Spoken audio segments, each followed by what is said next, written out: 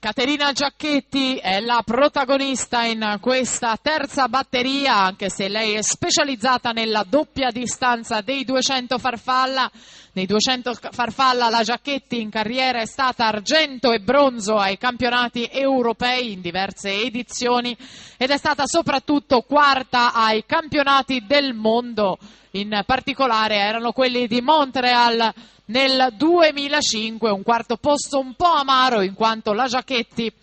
valeva una terza posizione, si avrebbero visto una squalifica evidentissima della polacca